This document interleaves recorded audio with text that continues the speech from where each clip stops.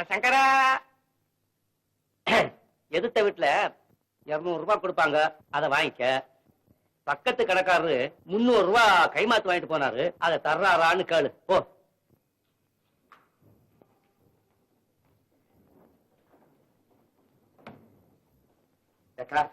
என்னப்பா? இன்னைக்கு அவசரமா எனக்கு ஒரு 200 ரூபாய் வேணும்க்கா. எதுக்குடா 200 ரூபாய்? வந்து இது தியேட்டருக்கு வாடகை பணம் கொடுக்கணும். என்னடா தம்பி, நேற்றுக்கு நாடகத்துக்கு நல்ல வசூலா இருந்ததே. எங்கக்கா வசூலாச்சு? கூட்டம் தான் பாக்குறதுக்கு சும்மா பிரமாதமா தெரிஞ்சுச்சு. முன்னால உட்காந்து நாடகம் பார்த்தவங்க அத்தனை பேர் எனக்கு தெரிஞ்சவங்க அக்கா. அக்கா இன்னைக்கு எப்படியாவது வாடகை பணத்தை கொடுத்துடணும்க்கா. இந்தா உங்க அத்தா வர்றாங்க, அவங்களே கேளு. ஆமா, என்னதான் வசூலாச்சு? என்ன வசூல்? 532 ரூபாய் 8 ஆனா மொத்த வசூல். நேத்து நாடகத்துக்கு 532 ரூபாயா? ஆமாப்பா. ஏப்பா இப்படி போய் சொல்ற? சரி, நீ என்ன நாடகம் நடத்துறவங்க ஒருத்தரும் உண்மையான வசூலை சொல்றதே கிடையாது. ஆனா நாடகம் நல்லா இருந்தது இல்லையா? உன் தம்பி ரொம்ப ஜமாச்சுட்டானே. ஆமா, ரொம்ப நல்லா ஆக்ட் பண்ணா. என்னங்க தம்பி என்னமோ சொல்றான், அதை கேளுங்க. சரிதான் அக்கா.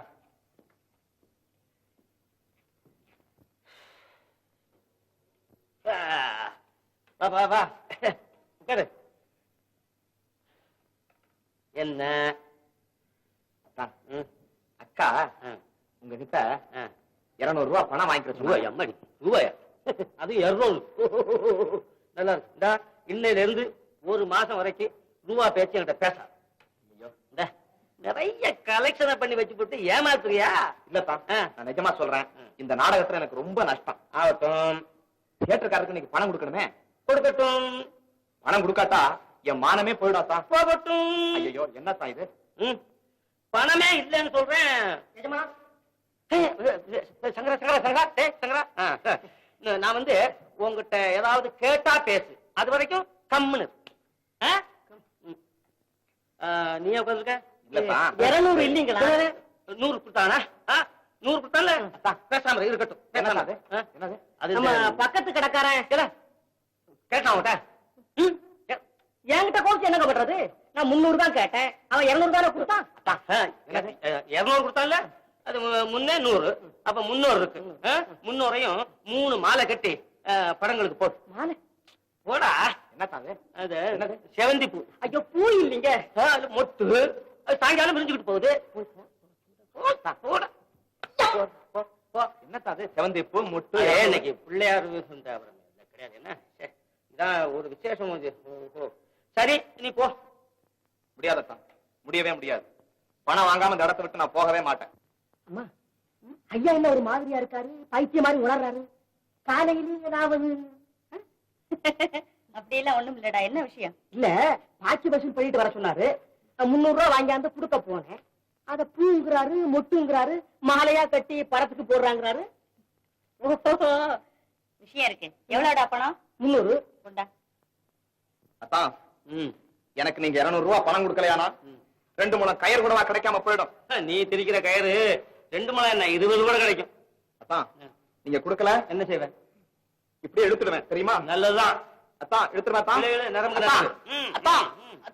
தம்பி தம்பி, இந்த மாலையை போட்டுக்கடா. என்னது?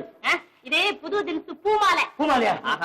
அத்தான், இந்த மாலைக்காகத்தான் நான் இங்க இவ்வளவு நேரம் காத்துட்டு இருந்தேன், தெரியுமா? தம்பி, அதுல 200 பூ இருக்கு. அந்த மாலையை தியேட்டருக்கார கழுத்துல போட்டுடு. வர்றதான். இதுவா செவந்தி பூ, இதுவா மொட்டு. வர்றேன். பணத்தோட அருமை தெரியாம மாலையா கட்டிக்கிறீங்க. என்ன போய் அதை சரி பண்ணு. என்ன அப்படி கோச்சுக்கிறீங்க? 200 ரூபாய் அவன் கேட்டான், பூ மட்டும் சொல்லி அனுப்பிச்சிட்டீங்களே. கோச்சுக்காத அந்தமா. ஐயோ, நமக்கு இப்படி கோவம் வரக்கூடாத. அவன் செலவு பண்ணிடுவானே, அதுக்கா. செலவழிச்சா என்ன? நம்ம தவிர யார் கொடுப்பா? கோவிச்சுக்காதேன்னு சொன்ன கேட்க மாட்டேங்கிறியா? இந்த பாரு, கொஞ்சம் சந்தோஷம். எப்பவும் நம்ம சந்தோஷமாவே இருக்கணும், கோவமே கூடாது. எங்க கொஞ்சம் சிரிக்க முடியாது. சிரிக்க மாட்டேன். சிரிப்பு சிரிப்பு, இதன் சிறப்பை சீர்தூக்கி பார்ப்பதே நமது பொறுப்பு. இதன் சிறப்பை சீர்தூக்கி பார்ப்பதே நமது பொறுப்பு. கருப்பா வெளுப்பா என்பதை எடுத்து காட்டும் கண்ணாடி சிரிப்பு. மனம் கருப்பா வெளுப்பா என்பதை எடுத்து காட்டும் கண்ணாடி சிரிப்பும். இது களையை நீக்கி கவலையை போக்கி மூளைக்கு தரும் சுறுசுறுப்பு. களையை நீக்கி கவலையை போக்கி மூளைக்கு தரும் சுறுசுறுப்பு.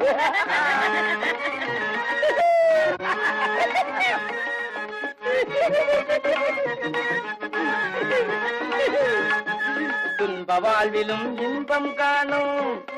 ஏய் ஏய்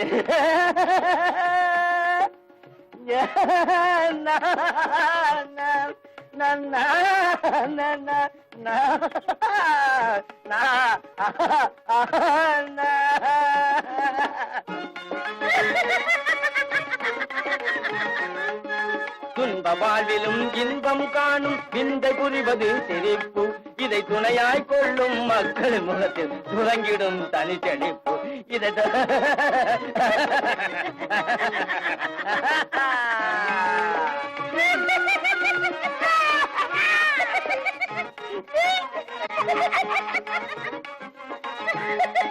பாதையில் போகும் பெண்ணை பார்த்து பல் இழிப்பதும் ஒரு வகை சிரிப்பு.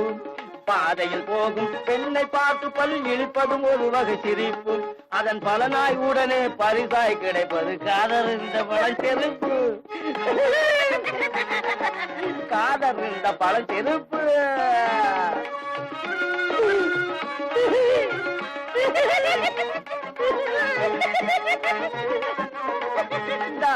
சிந்திக்க தெரிந்த மனித குலத்துக்கே சொந்தமான கையிருப்பு. சிந்திக்க தெரிந்த மனித குலத்துக்கே சொந்தமான கையிருப்பு. வேறு ஜீவராசிகள் செய்ய முடியாத செயலாகும் இந்த சிரிப்பு. ஜீவராசிகள் செய்ய முடியாத செயலாகும் இந்த சிரிப்பு. இது அதிகாரிகளின் ஆணவ சிரிப்பு. இது அடங்கி நடப்பவன் அசட்டு சிரிப்பு. இது சதிகாரர்களின் சாகச சிரிப்பு. இது சங்கீத சிரிப்பு.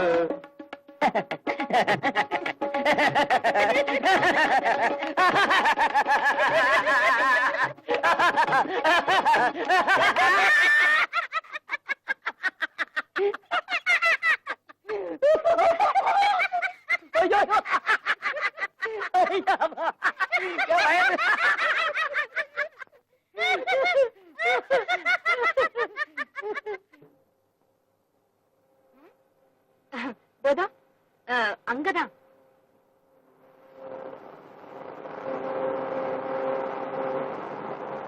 இந்த வீடு தானா? இந்த வீடு இல்ல, அதோ அந்த வீடு. ஓஹோ, இந்த வீடா? அடட, இந்த வீடு இல்ல, இன்னும் போகணும். அங்க.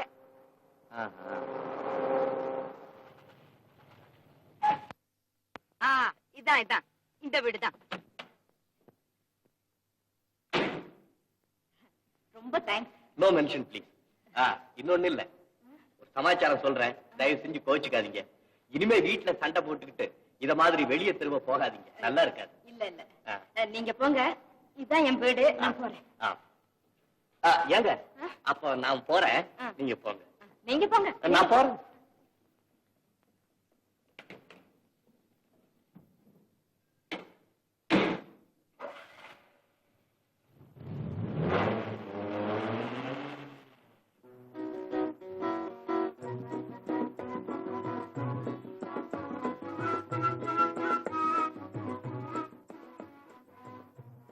என்ன பாத்துக்கிட்டு இருக்க? ஒண்ணு இல்ல, யாரோ ஒரு பொண்ணு வீடு தெரியல போல் இருக்கு, நம்ம கேட்டுக்குள்ள வந்துட்டு போகுது. ஓஹோ, அதுக்குதான் அப்பவே ஒரு போர்டு எழுதி போடுன்னு சொன்னேன். போதும் போதும், இப்பவே தான தர்மம் செய்யறது ரொம்ப ஜாஸ்தியா போச்சு. இன்னும் இன்னார் வீடுன்னு எழுதி போட்டா அவ்வளவுதான். அப்படி தான தர்மம் பண்ண இஷ்டம் இல்லையானா நாய்கள் ஜாக்கிரதை அப்படின்னு ஒண்ணு எழுதி தொங்க விடு.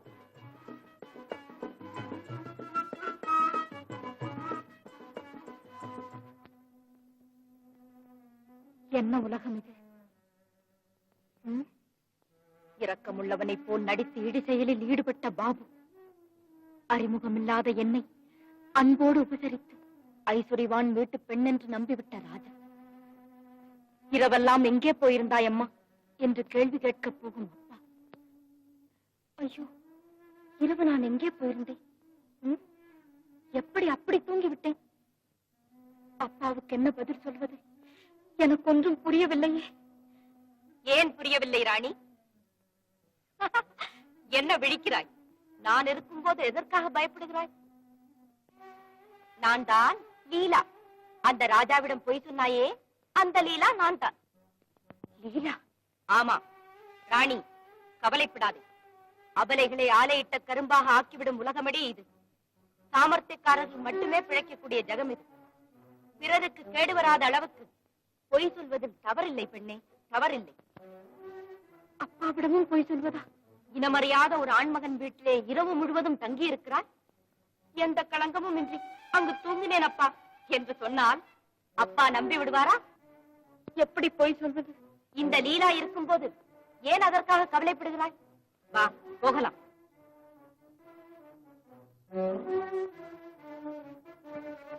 அப்பா. ராணி, என்னம்மா இது? ராத்திரி எல்லாம் எங்க போயிட்டேன்? எனக்கு கண்ணும் தெரியாம மண்ணும் தெரியாம ராத்திரி பூராவும் கலங்க போயிட்டேன். சொல்லிட்டு தானேப்பா போனேன், நாடகத்துல டிக்கெட் விக்கிறதுக்கு. நாடகம் என்ன விடிய விடியவா நடக்குது? சம்பூர்ண ராமாயணமா மகாபாரதமா? இல்லப்பா, நாடகத்துக்கு லீலா வந்திருந்தா. யாரு? லீலா, என் ஃப்ரெண்டு லீலா. ரொம்ப பிடிவாதம் பண்ணி அவ வீட்டுக்கு என்ன கூட்டிட்டு போயிட்டா. கோச்சுக்காதீங்கப்பா. ஆமா, சாப்பாடுலாம் வச்சிருந்தானே, சாப்பிட்டீங்களாப்பா? சாப்பிட்டேம்மா. உன்னை காணாம ராத்திரி பூராவும் தூக்கமே வரல. இனிமே அப்படி எல்லாம் போகாத ராணி. இல்லப்பா. இந்த உலகத்துல ஜாகிரதையா நடந்துக்கணும். இருண்ட உலகம். அதனாலதான்ப்பா நாடக வேலை விட்டுட்டு வேற ஏதாவது வேலை பார்க்கலாம்னு இருக்கேன். வாங்கப்பா.